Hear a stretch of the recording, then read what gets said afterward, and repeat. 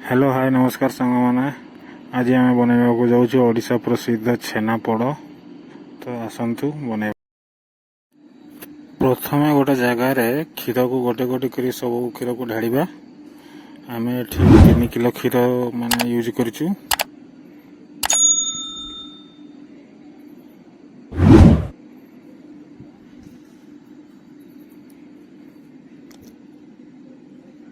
तीन किलो क्षीर छेनापोड़ बनाब।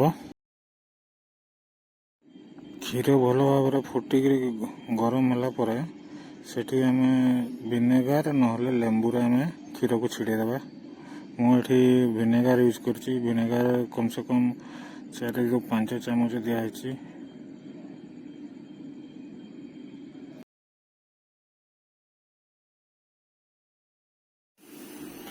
जदि से विनेगार छेना न छिड़ला तो किसी अल्प पकई पार आम 2-4 ଚାମଚ भाया पकई देकरी भल कि छेना को जमी पानी अलग हम पूरा पानी सफा हो से भाया छिड़ेगा।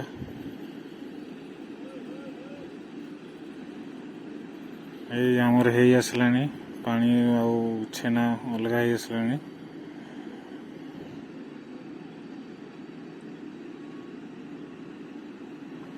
देखो पूरा पानी आ छेना अलग हो। एबे आम गोटे भल सूती कपड़ा नवा से छाणीबा। छाणी सारा पर ए पानी को पकातु नहीं। आगामी केवे भी आप छेना छिड़ेबा को जब चाहिए ये पानी को रखी था से पकेबे आ छेना छिड़ेबे। आबे सफा पानी देकरी धोईदेवा भल किना।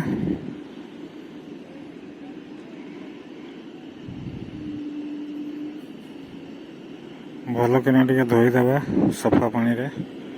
तापर कपड़ा को एमती गुड़ेकरी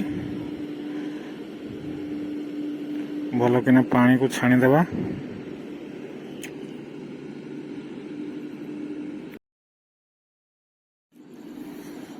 एबे छेना पोड़ को भांगीदेवा।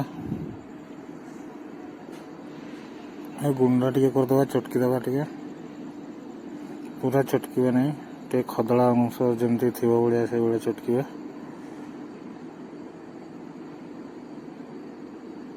तापर 5 ଚାମଚ बड़ चामच रे चीनी गुंड को पकेबा आपर भल गुण मिसेदेवा।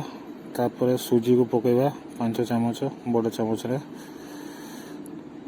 तापर इलायची 2 छोटा चामच पकईदेवा।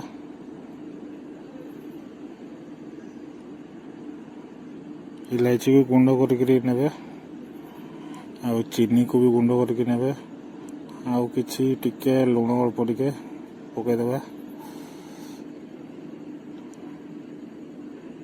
चीनी को गुंड करके नेले कौन मिसेवा को भल सुविधा हो।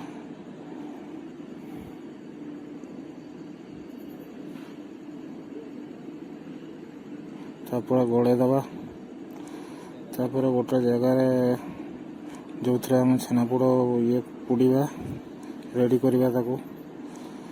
कदली पत्र नवा कदली पत्र रे टिके गुआ घी लगेदेवा।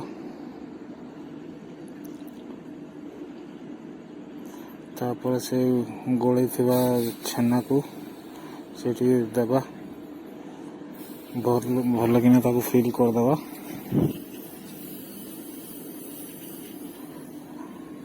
ये हाथर झांकी झांकी सब आड़े मिसे ये करदे साइज सम्मान करदे।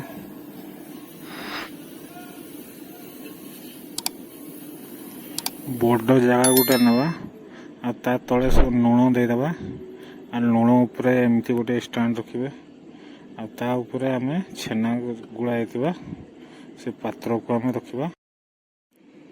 या उपरे गोटे कदली पत्र देदेवा जमती कि भाप भितर हम भाप गुड़ा पानी गुड़ा भीतर को जीव नहीं से पत्र ऊपर रही पानी गुड़ा। तापर ढांकुणी लगेदेवा। गैस को मीडियम आंच रे 2 घंटा पर्यंत देवा तापर बंद करवा। पोड़ पूरा ठंडा हो सारा पर ताकू आम बाहर करवा।